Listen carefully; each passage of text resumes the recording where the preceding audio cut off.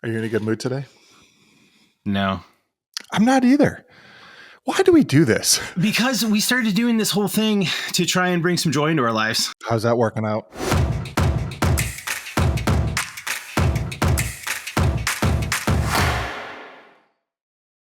I was thinking today's episode could have a dedication just to, before you make a shitty face, you might want to wait till I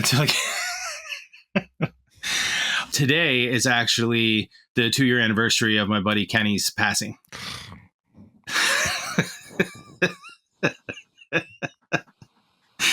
I knew you'd love that. It's not.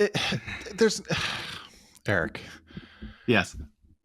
That's pretty sad. It is sad. So I'll continue. Yeah, please. What? Because you had a whole list of things we were going to talk about before we started? No. But here we go. But here's the thing: is like we're gonna have David on, and when he goes back to listen to this, like I know you put this cloud over us. Thanks, buddy. No, I don't want it to be a cloud. Actually, I will say this: I never met the guy, and that still affected me when you told me. Yeah. Are you gonna cry? You probably. Holy shit, dude. Yeah. Whew. I was doing fine until you just said that. I'm going to come across as a jerk here. Like, I don't want you crying at this. So a couple things that I did want to touch on, which is relevant, which is that we haven't really touched on with some of our guests, or even within ourselves, I don't think a whole lot in terms of like defining people that were in our lives from like a mentor standpoint, like a mentor somewhere along those lines. And Kenny ended up being that for me, like in many, many different ways. And I posted to Facebook like a year ago on his year anniversary because it was the first time I wrote about it, whatever. But he was that for me in many ways. But one of the biggest was his ability to walk into a room and like create joy. Like he just had that gift, and that was really cool. One of the things from a defining moment aspect for me associated with that is grief. Like I know it's sad, and I know like whatever, but it's actually it was a very intriguing process from my side. And I know like you lost your dad. Kenny was the first close person I'd ever lost. You think we'll ever talk about how my dad was murdered on this podcast? I'm keeping that in. But the thing I want to mention that from a like defining aspect for me about figuring out from grief and how my brain processed grief, I thought was very interesting. I've only talked to a couple people about this. Is to date, I've had 13 dreams that had Kenny in it in some way. And initially, like, and I don't have a lot of dreams that I remember anymore. Like my sleep patterns just aren't that good or whatever. But like it started out initially, like early on, they were dreams where I would literally give him a hug and tell him I missed him. And it was really interesting to see like progression wise, like after a year and whatever, that they ended up becoming dreams that were just very like normal, like very just like seeing him, being him, doing whatever. And it wasn't like it like the dreams got more normalized, which I just thought was very, very intriguing to me. So it's one of those things that, it's, I don't know. It's a tough day, but in my head, I was like, you know what? I'm going to go show up. We're going to try to have fun. I know it's a heavy topic. But he was a fun guy. So, that's kind of one of the best things I could do. I don't even know what to say to any of this. I know. So I guess, I mean, if we're going to talk about it, we should talk about it because, death is obviously a defining moment for a lot of people, losing loved ones and stuff. But so he was a coworker of yours, correct? Yeah. So was he your age, our age? Yeah, almost exactly. So the three of us that were the leads for our companies all turned 40 the same year. We were all born in the same year. So like we celebrated our, 40th birthdays, throughout the year together as groups and stuff like that, which was very fun. But yeah, it's dude, it's I know I'm not going to get into it, and like from my grief, my loss pales in comparison to others. But so let me ask you this: he died suddenly, yeah? Yeah, unexpected. Yeah, with his right, heart. right. Yeah.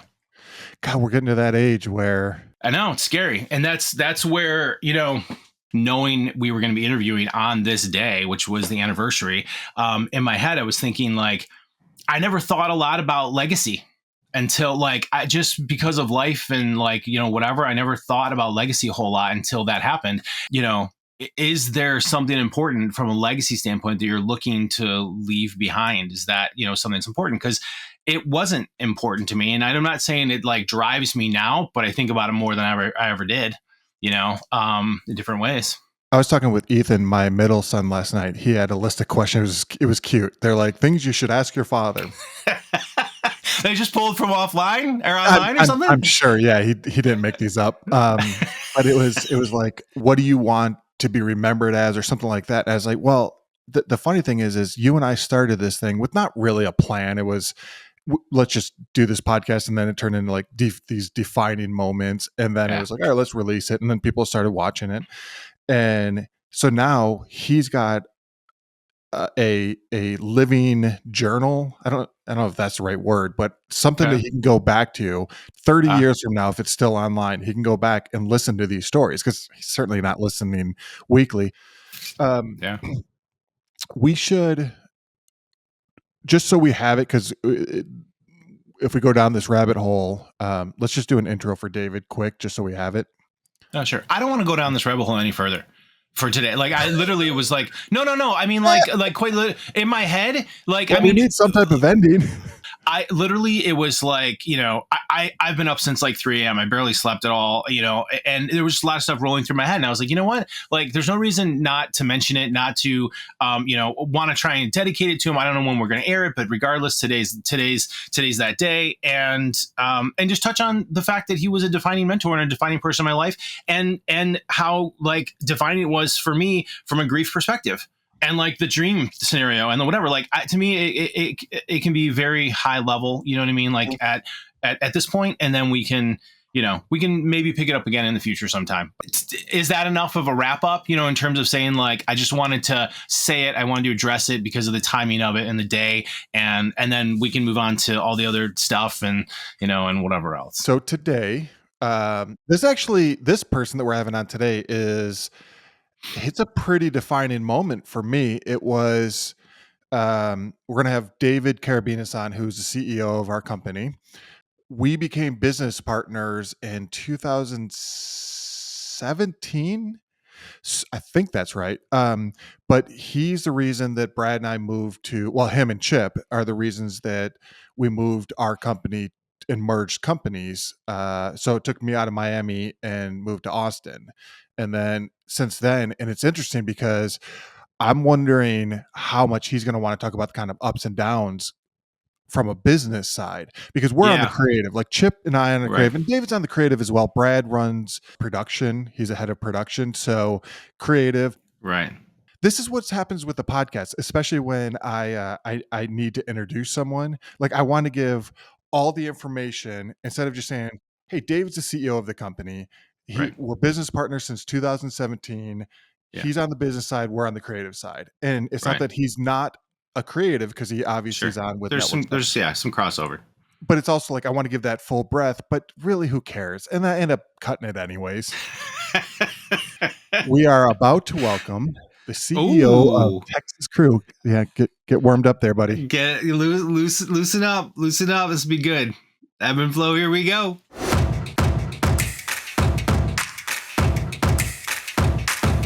Hi, Mr. Karabinas. I'm so nervous. I listened to Chip Reeves, our business partner, president of our company, who you interviewed in the most recent podcast. I listened to it yesterday. I was like, oh my God, Chip was entertaining. I learned a lot of things about Chip I had no idea. I've known Chip since the 7th grade. And there were things, I had no idea he'd left school for like 9 months to go work on the Olympics or whatever that was. Yeah. No idea. Well, as you know, David, we are hard-hitting interviewers. You know that about us. I mean, honestly, or at least Eric is. I don't know. No, we're not going to set that expectation. Really? What I would love to do is talk to you about starting with this question that I always say when I'm talking to like a student or something and they say, I want to run a production company. And I said, well, get out of film school. I want to talk about your experiences because you went to film school, right? I did. So talk to me about where you thought you were going to go and then where you ended up and how you ended up there. It's funny. I was trying to think why I decided to go to film school. Like I remember in high school, I wanted to be like a writer I thought, I'll be a college history professor and I'll write some books on the side.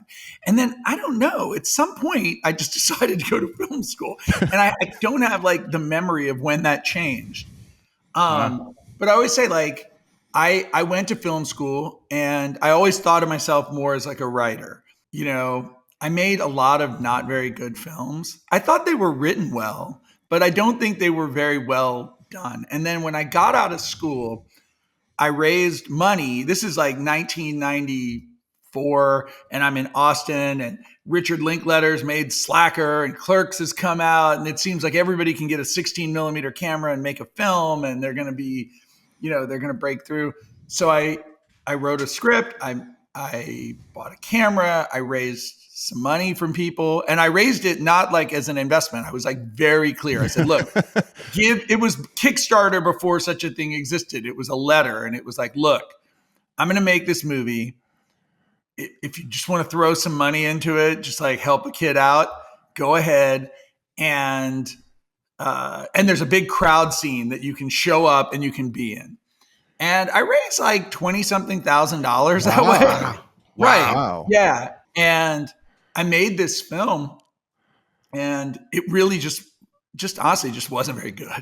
I mean, I made it, I shot it, I did it, and it wasn't very good. I'm going to summarize super quick. It wasn't very good. But wait.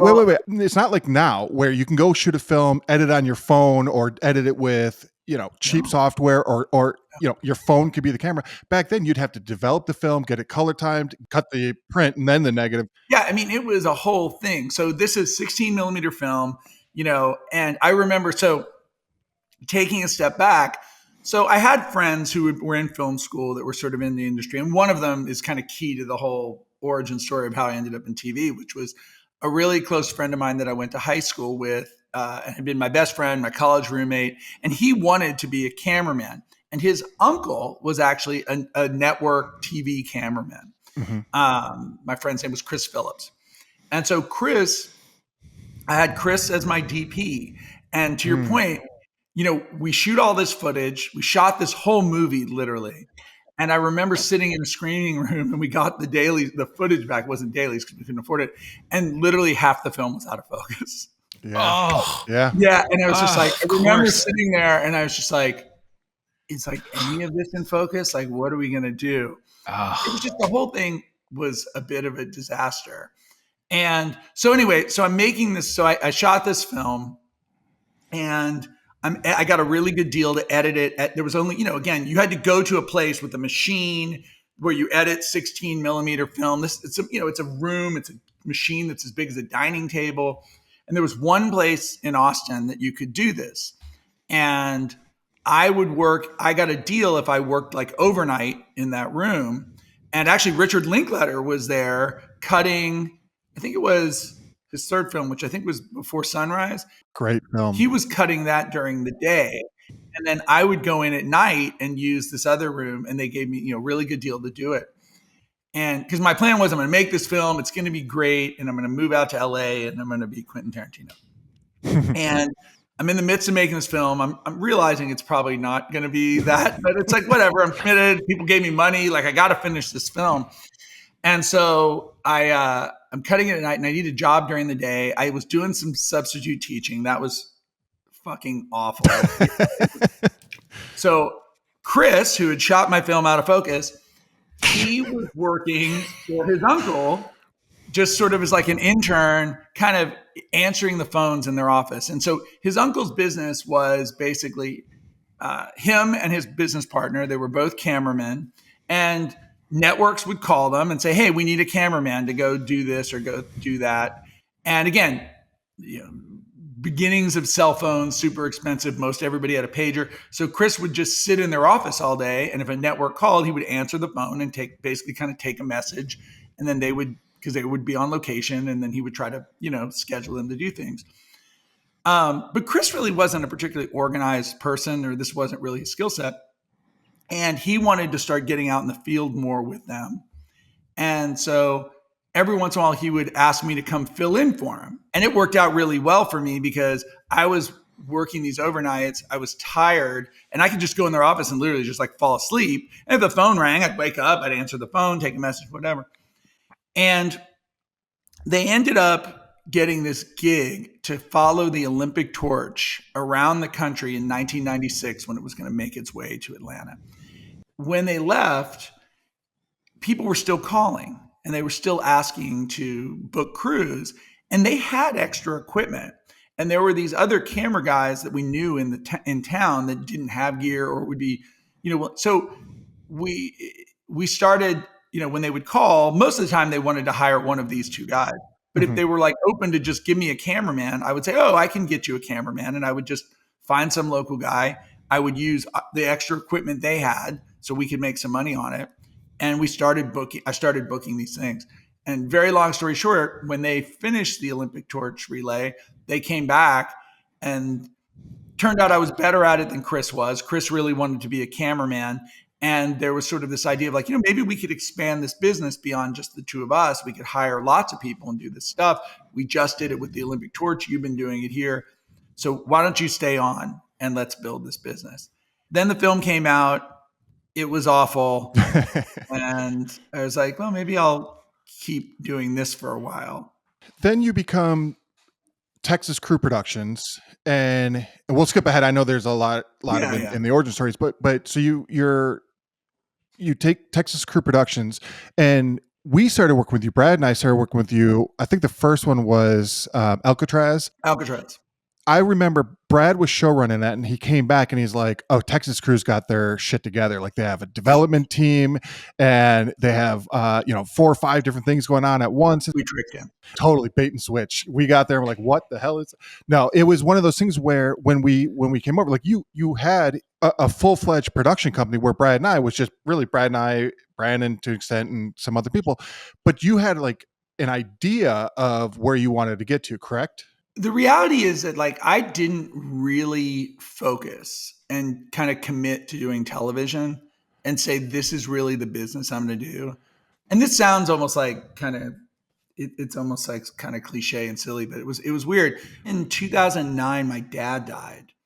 And I just made this decision of I think this is the business I'm in. And what am I doing? I got to focus on this. I got to, I'm 38 years old. And again, I was doing fine, but it was I was doing fine. And it was I need to start trying, quite honestly. And that's sort of what led to Texas Crew Productions. This is the business I'm probably actually pretty good at.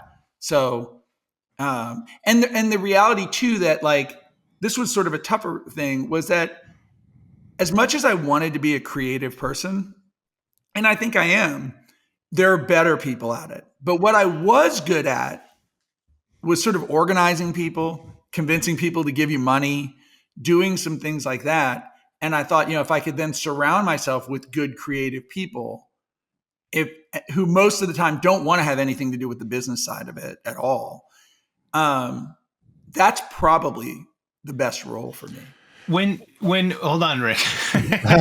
Rick's just go all the time. When you made that decision of I'm going to really try, did you mentally think to yourself, I want to become the CEO of that, of putting that together? Or was that more of an organic, kind of transition? Definitely more organic. And also, and I say this all the time, and Rick's heard it, I'm in a creative business, and most everybody goes into this business to be Quentin Tarantino, right? To be that filmmaker, to be that creative. No one goes into it to do the spreadsheets and to do the sales, right? On the creative side. And so what I found was that, again, there were a lot of really great creative people, but if I was just a little bit business minded, and I am just a little bit, and, willing to go out and talk to people and kind of, do the sales part of it and do that stuff, everybody will let you do it. It's sort of like if you, everybody's like, oh yeah, you know Excel. Well, you can be the CEO. But the one thing that you're leaving out here is you're really, really good at it. The thing is it's one thing to say I'm going to do spreadsheets, but it's another thing to actually go, how do we take this model and expand it and build it? And when Brad and I came in and became partners with you guys, it was really kind of eye-opening that, well, let me even take a step back, because we started this when I was giving your introduction. I was like, you're creative, but you're not really the creative force behind Texas Group, but you are, in the sense that everything leads up to you and then you give the final stamp and then pass it on. So you have to be No, but creative. it gets to what I was saying. It's because I have, like, here's the thing. I don't want to ever be, I shouldn't be the smartest person in a room, right? I want to be in a room with smart people. And so the success of our company is because we built this group of people, and because of all these great people that we work with and that I get to work with. I mean, that was why bringing you and Brad into our company was so important, because I needed to know there were people that could make these shows, I could trust to do it. And without that, we have nothing, right? And that's where all of you, Chip, Brad, our post supervisor, our producers, all those people, that's the thing that's so important. When things are going good, there's never problems. That I know that's not true. Obviously, there's problems. Sure. Can you talk to us about, just because I went through it with you, like the ups and downs of the company, and what is it? What type of CEO does it take to make it through some of those difficult times? Yeah, I mean, look, I always say, like, this business is a very difficult business. And you see, I mean, look, today when we're recording this, I think 2 days ago, Participant Media, which has been in existence for 20 years, has made great films, did it in Inconvenient Truth, all stuff. They just closed their doors, just closed, just said the market's changed, the business changed, and they've just closed. So this is a tough business. And there are ups and downs, and it was really hard for us. And there was a real lesson that I learned, because when we started the business, things came together very quickly for us when we originally started it. And it was a little serendipitous. It was, we'd put a lot of work as a crewing company and like I was saying, the business that we had before, where people would call you and say, hey, can you provide cameramen, or can you provide, a crew to help us or whatever. We'd built up a lot of goodwill with different clients and networks and things with that. And so when we launched the company, we launched it with a lot of work that was almost handed to us. Even our show Friday Night Tykes, which was our first big series on the Esquire network, someone had come to us, other producers had come to us with this idea. And because of all of our crewing resources, and that we did work for clients like ESPN and NBC, they were sort of like, can you just lend your name to this so that we can try to make it? Yeah, they were going to make it. That story, to take a step back, so we had this show on the Esquire network, which was a NBC network that launched in 2012, I think. And it was called Friday Night Tykes, and it was centered around the most competitive youth football league in Texas, which ostensibly means the whole world, right? Where is it more competitive than the world? It began, though, as two independent producers that lived in town that sort of we knew tangentially came to us and said, hey, we want to make a documentary about this football league, and they won't take us seriously. But if we say you guys are working with us because you do work for, like, again, we didn't make shows for ESPN or anything like that, but we provided camera crews, and regular people don't know the difference. And so they were like, we can say you work for you've done the Olympics and all this. So we said, okay, sure. And they actually made a tape of it. Like, they kind of clipped together some highlights of it. We were trying to figure out what to do with it. And we ended up showing it to a producer that hired us to provide crews. It was a guy named Matt Morantz, who basically created poker on television. He had a company called 441 Productions. And he was like someone who actually made shows. So we're like, oh, what do you think? Like, you make shows, do you have an agent? Maybe you can do something with it. And he took the tape and said, if you guys would take a third partner in this, I can maybe help you with this. So we did that. We handed this to Matt, and quite honestly, we'd forgotten about it. That was in like 2010. So when we launched this company in 2012, it all started with Matt calling us and saying, hey, I think I sold that show. And we're like, you did? Amazing.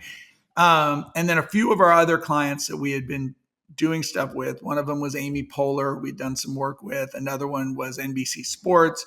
We'd been doing stuff. They all handed us some shows. And we launched this business. Oh, and sorry, I'm forgetting Chip in all of this, so I should mention Chip, who'd been working for ESPN, doing a lot of stuff for a long time, and I know he spoke about this on his podcast, was sort of like, oh, hey, and we'll give you some opportunities with 30 for 30s, because again, you've earned the trust and whatever, but we didn't have to try super hard to get it. And then all at once, everything sort of fell apart in like 2016, 2017. Friday Night Tykes, which had been the number one show on Esquire, which we said will never get canceled unless the network disappeared. Well, the network disappeared. One day they decided there's no more Esquire network.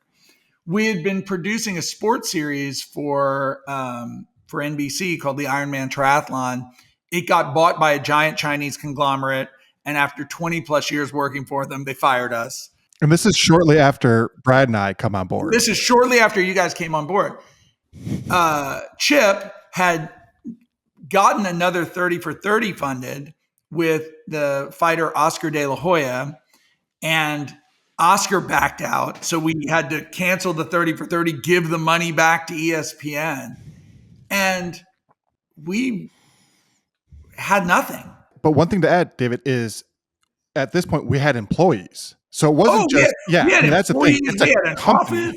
We had infrastructure. We just got a new office. Yeah, you and Brad had moved to Texas. We were about 3-ish months from just running out of money. We had a $200,000 line of credit, which would have covered us for 2 months. 2 months, maybe. yeah. Yeah, maybe. And so there was a real kind of crisis of what are we going to do? I always ask you this because either you hide it really well or I thought it didn't affect you, but I just know me, like that it was keeping you up at night. Like it's one thing we can sit and make a show and like, all right, it's good or bad, right? But running a company where you go, we have 3 months left.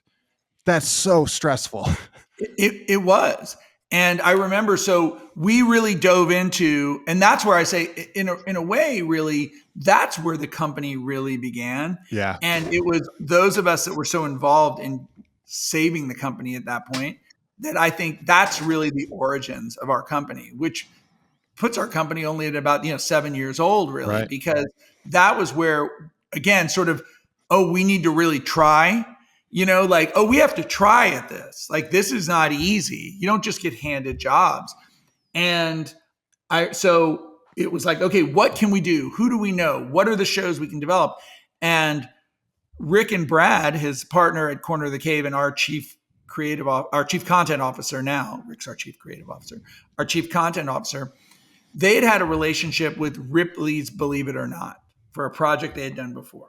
So we're like, okay, that's a good brand. Someone should want to put that on TV again. So the backstory of that quickly is that we did the film Far Out Isn't Far Enough. We were nominated for a Producers Guild Award, which can get you in basically anywhere you want to go. So we were in Florida. We're like, Ripley's is here. So we went to go meet with them just to see if we can do the Ripley's doc on Ripley himself. That day, just cold calling, that day we met with the CEO. And then cut to years later, that was 2013 or 14 that we did that. And then go ahead, David. No, I was going to say. And so we developed a show around it and kind of went out to the marketplace with it. And we got it. The Travel Channel was just turning from a travel channel, show about traveling, to a ghost and spooky paranormal network. And they kind of thought Ripley's would work in that environment. And they made us a ridiculously low offer. Not really the number to do it. And our lawyer and everybody was like, you shouldn't take this deal. Like it's not going to work. And I remember just saying to our lawyer, I was like, look, we are out of money. Like if this just gives us jobs for 9 months to make the show and we don't make $1 of profit, but we just stayed in business, that will give us the time to come up with some more ideas and sell some more shows and stay in business. And that is what happened. We did that show. We didn't make a dime off of it, but we very quickly developed a few other ideas, sold them, and that was sort of that reboot of our company. Obviously, when times are bad, everyone's on edge. Where I kind of walked away from that time period understanding is everyone's lane. Stay in your lane. And your lane was to sell, our lane was to make. During that 9 months that we were doing Ripley's, if you're not thinking what's next, who is? We were too busy making the show. Even before that, luck always plays into everything too, because you got in with Oxygen at literally the right second. I mean, it could, 1 minute later we were gone. Can you tell that story about Oxygen? Oh yeah, because Oxygen, which is a true crime network on cable now, but at the time it was they did a show called like Bad Girls Club. It was sort of like somewhere between like TLC and Bravo. Right. It was somewhere in that kind of world. We went there to pitch a show that would fit that world. It was like a Howie Mandel sort of helmed social experiment kind of a show. And they're like, yeah. Do you have anything in the true crime space? And we had this project that we had been developing around a woman who had gone missing named Maura Murray. And it was sort of one of like the first big cases that blew up on the internet and early social media where people were speculating and armchair detectiving it. And so I showed them this tape that we had done on it. And we ended up becoming one of the first companies that they worked with in that. So they called us, they actually developed the show, and we ended up making it for them. We don't know where she is, we don't know where she was going, and we don't know what happened to her. The UMass college student hasn't been seen since she crashed on Route 112 in Woodsville. A witness saw her walking away from the accident. This is a last-ditch attempt to solve this case, and I just want to find the truth. David, I've heard you talk about like the difficulties associated with the business side of things, right? In multiple levels. I also heard you reference working with people, you having trust in people. What I'm curious, I work with a friend that when we're doing, account management related things, we often say to each other, business is easy, people are hard. How would you weigh those two out between the business versus the people and the energy where you spend it? Let's see how honest you can be. No. It's funny though. I mean, managing the people is of course a big part of anything, right? Yeah. But again, like I like people. I mean, this is where I get into trouble all the time is I like people and I try to really find the good in people and give people grace. And look, I joke, I'm not a good judge of character. I tend to think everybody's a pretty decent person. And then I'm inherently, or inevitably rather, I'm sometimes disappointed, right? But so the management of it's tricky and it's hard, but I actually enjoy the management of people probably more than I certainly enjoy the spreadsheets and all of those kind of things. That sounds very extroverted. Yeah. I like spending time with people. I like talking to people. Can you explain for someone that's in film school now that says, I want to run a production company, what is define what you do as a CEO of Texas Crew? I don't think you go to film school if you want to run a production company. I think you go to business school. I say film school because when I was teaching at a film school, and then later I would go back and give advice to students, I go around the room and I ask, what do you want to do? I can't tell you how many people raise their hand, I want to run a production company. So this is their opportunity that instead of me going back and talking, I could just be like, here's our CEO. Well, I mean, okay. So the biggest part of there's a couple big buckets. The one thing is constantly looking for new business opportunities for us. That is a constant. I take almost any meeting that is proposed to me because I have no idea. Mm-hmm. So that's probably the biggest thing I do all week. If you looked at my calendar, it's meetings with independent producers, talent, agents, whoever, just to potentially find another idea. And then the other big thing we do then is building the relationship. So constantly seeking new development, new avenues for us, ways we can make money, projects that we can do. And then the other is, okay, now I need to understand the market. So it's calling our buyers, talking to the people that we do business with, and trying to kind of glean, what are you going to buy? What are you interested in? What are you doing? And just reminding them that we exist, right? Kind of staying in touch, having just, hey, remember us, remember Texas Crew, we're down here. And then, of course, overseeing our productions, and just making sure, kind of as a final check for, everything of like, everything's operating okay. And that's where you really have to have the people you trust. You need a finance team that you trust, a legal team that you trust, and a creative team that you trust. The myth that I always heard when I was in film school was it's who you know, right?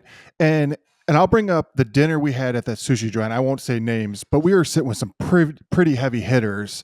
Mm-hmm. From the outside, it seems like one of those, oh, it's because you know them.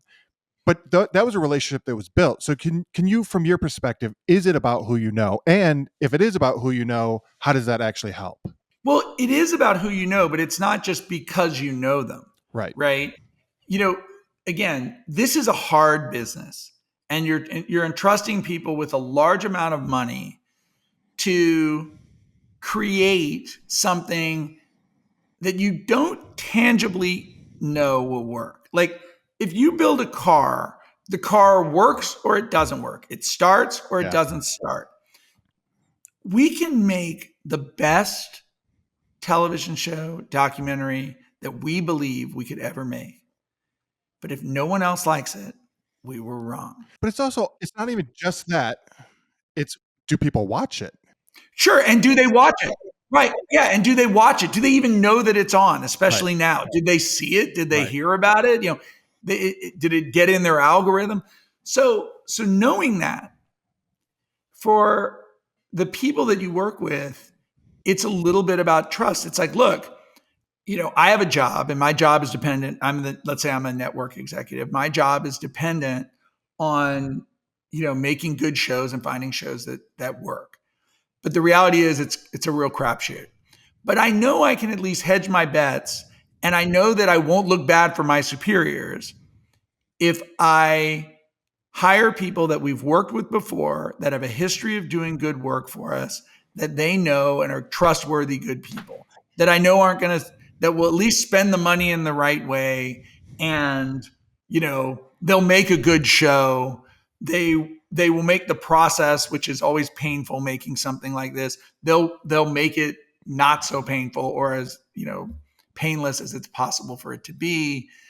And so that's where the knowing someone counts, because for a lot of these ideas that we're all pitching, a lot of people are pitching the same ideas, or roughly the same idea. Mm-hmm. So if all things are equal, and I can hire, well, I know David and Rick and Brad and Texas Crew Productions. They've done 3 other shows for me. Some maybe people watched, some maybe people didn't. But you know what? It was always on budget. They didn't, they always delivered what they said they would deliver. We had a good time making it. And I know, and we know we can trust them. They spent the money in the right.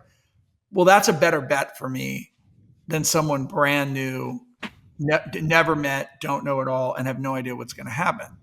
Now, again, if that person has the be all end all idea in television, that, they may get that shot. But for a lot of the work we're doing, the who you know matters, because they know you and they trust you. If they know you and they don't like you, they know you and they can't trust you, well, that doesn't work.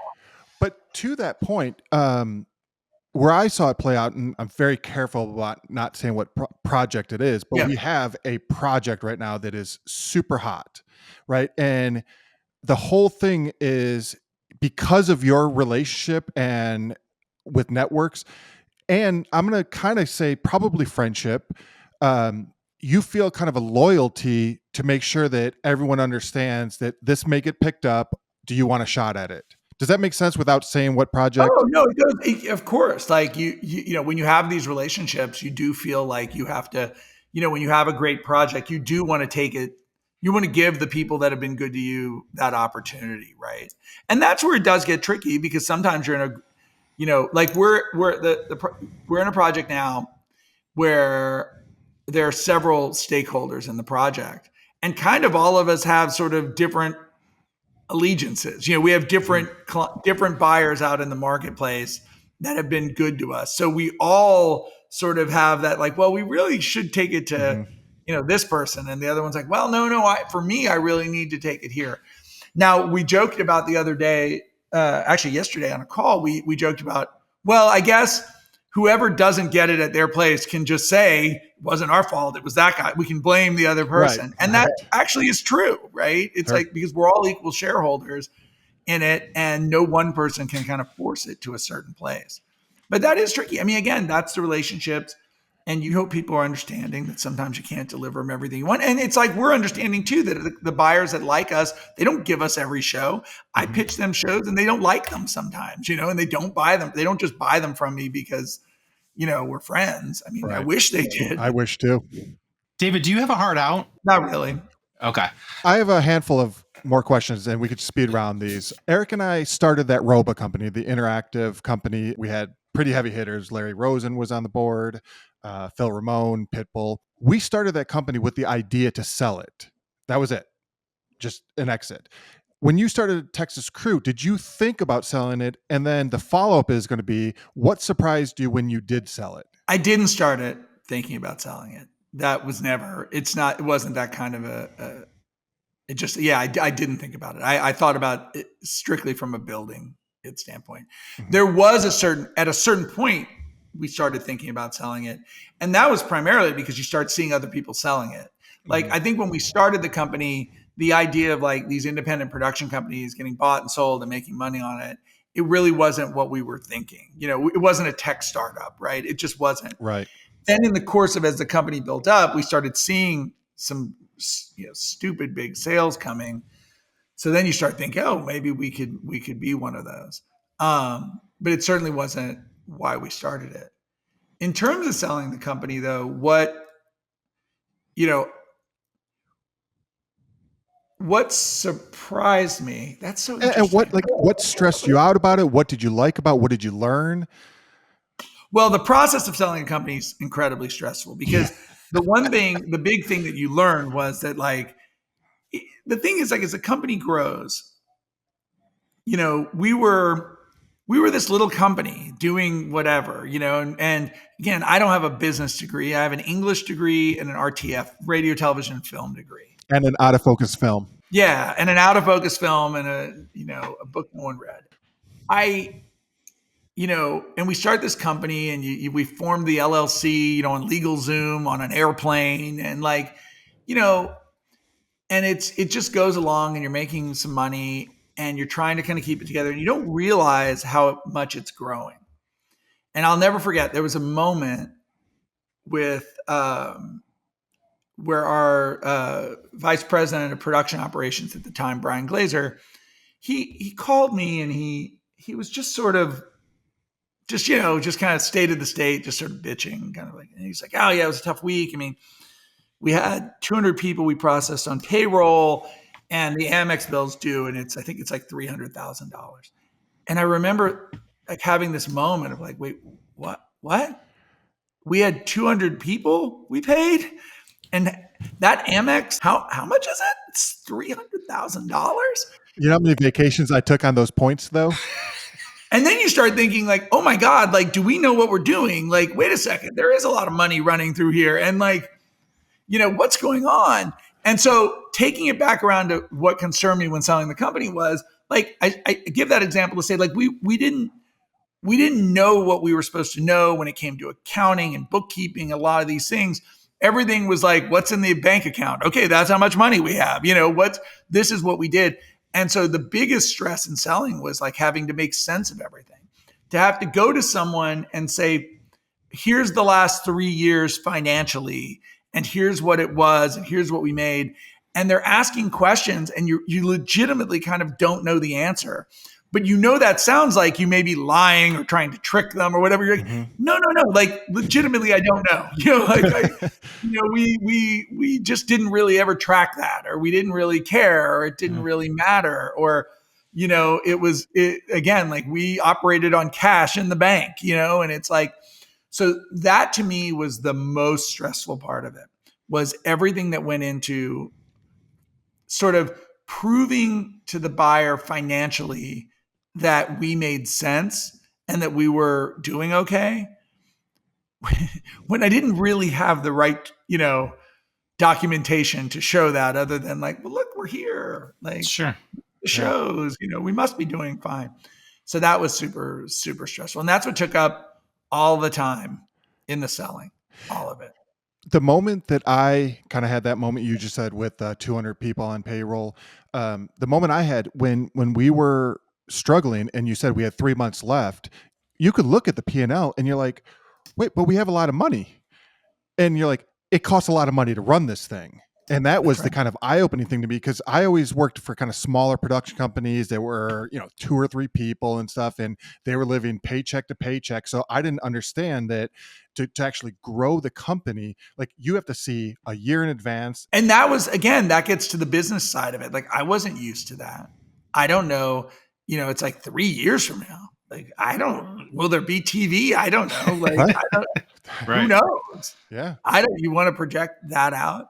So, look, the biggest surprise from selling the company, and I guess it's not a surprise, it's what I hoped, is so far it's, everybody asks you, how has it been? And it's been really good, And I think part of that, Rick, comes from, I think there are people that have to run everything, have to know everything, have to be in charge of everything, have to be the big, I'm the decider and all these things.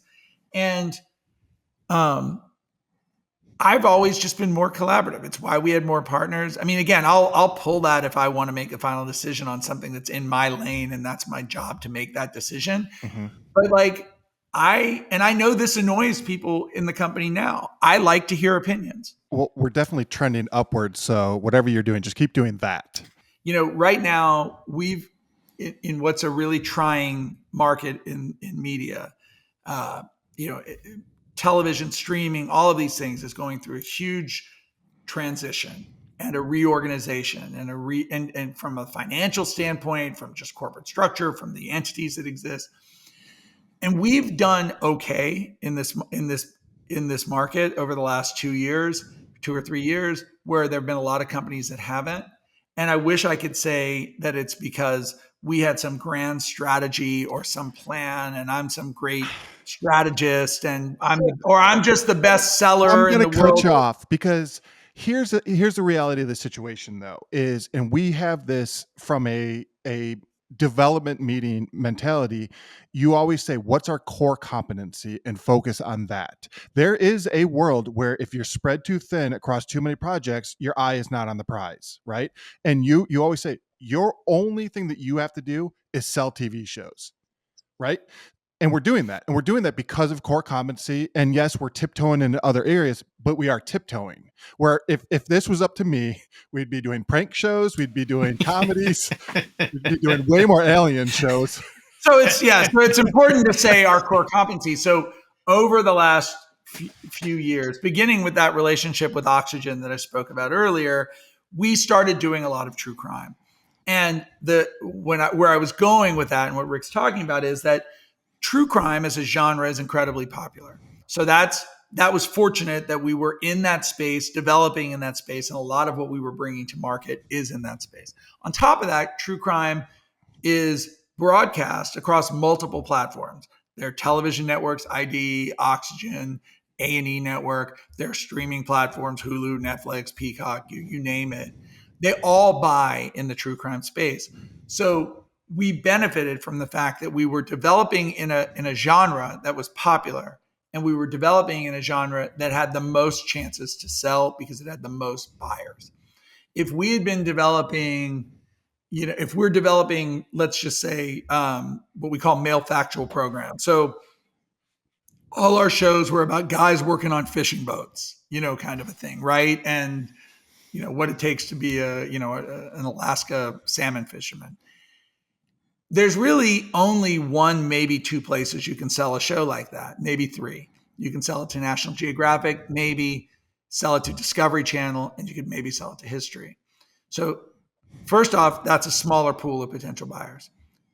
Then within the market, because of all the disruptions that were going on, we saw slowdowns in buying from Discovery Channel. Discovery went through a big merger, and for a period of time, they just weren't buying programming.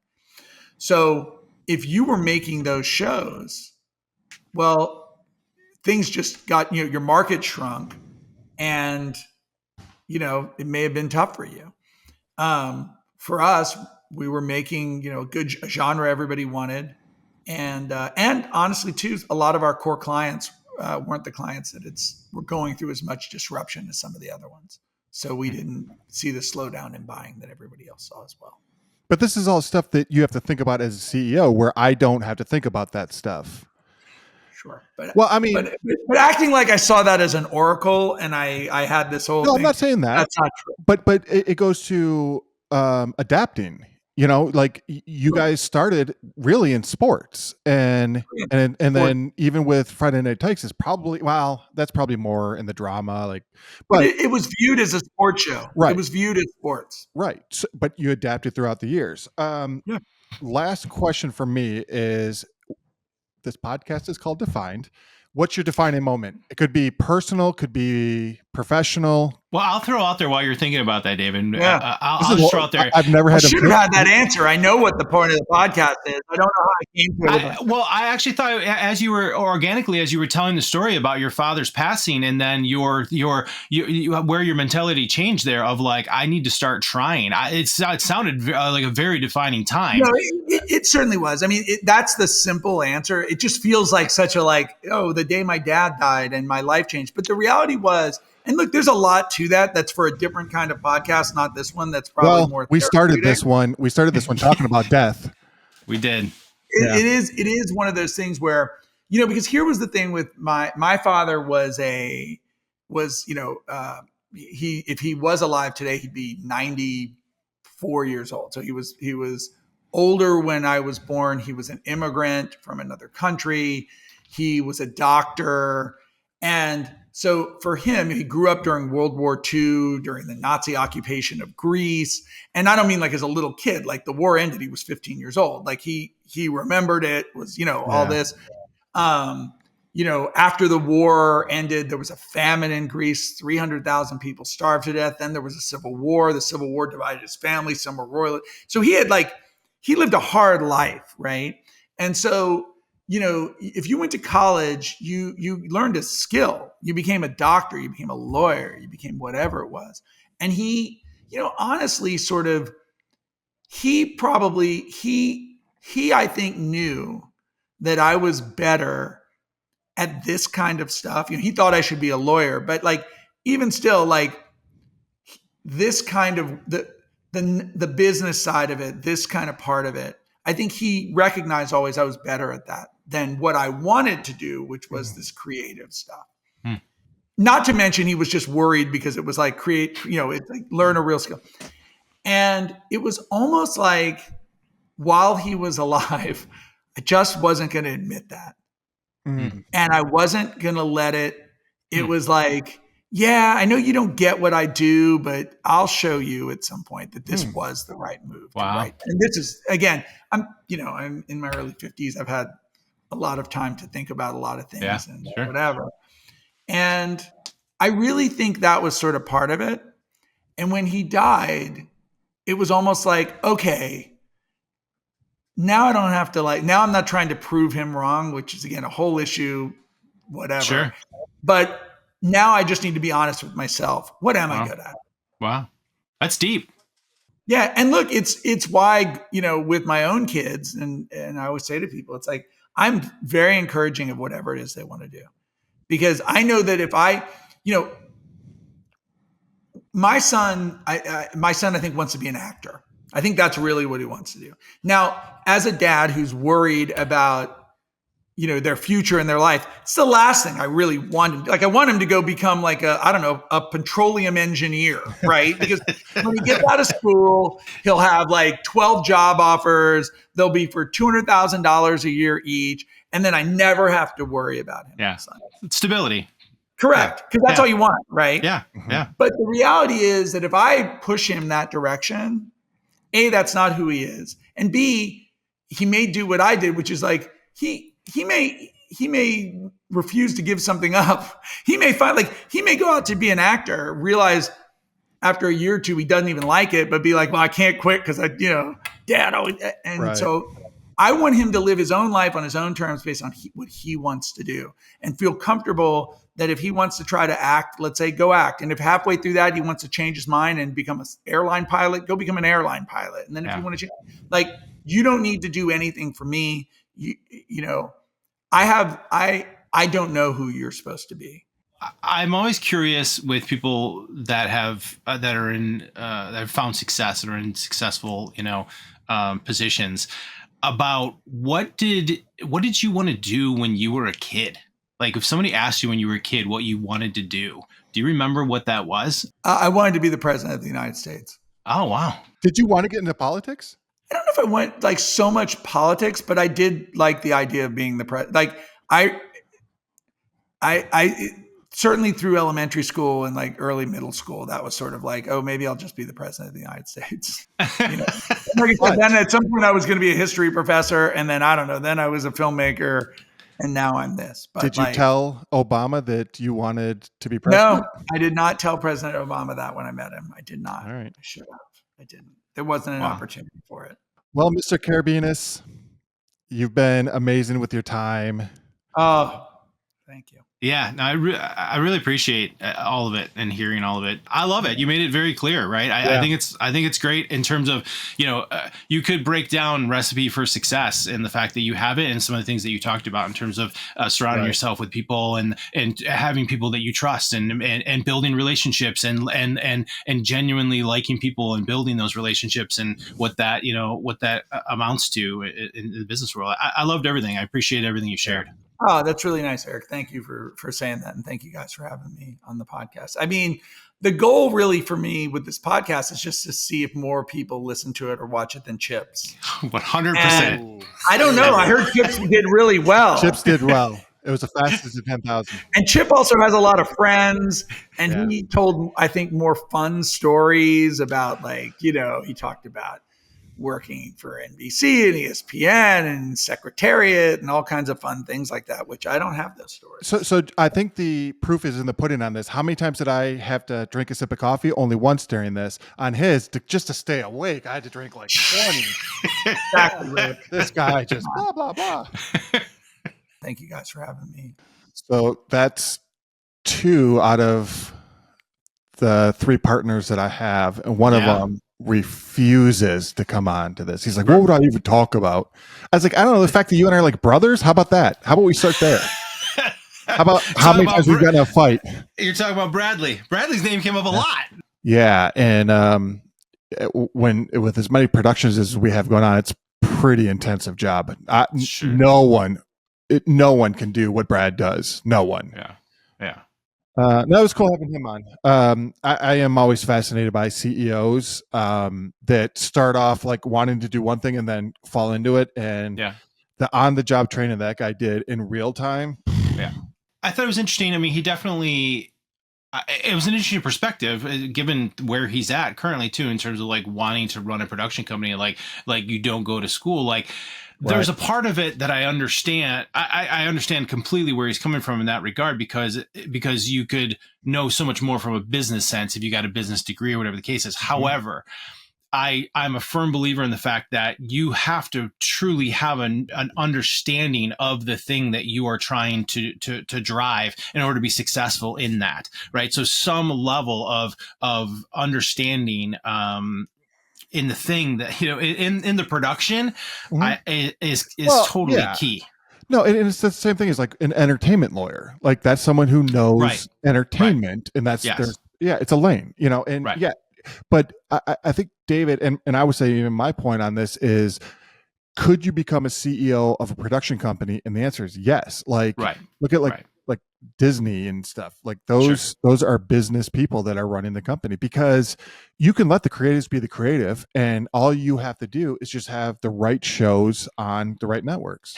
Yeah, I guess the tricky bit there, I mean, that is an evolution though, right? Like it's not like you like, okay, I'm CEO now, this is my role. Like organically how things build, right? There's always that cross pollination or, you know, between lanes and all that kind of stuff. So it's, I don't know. I just don't feel like it's that clean or easy. And I just think there's a huge level of importance on knowing the business. All right. And this last episode. Are we done?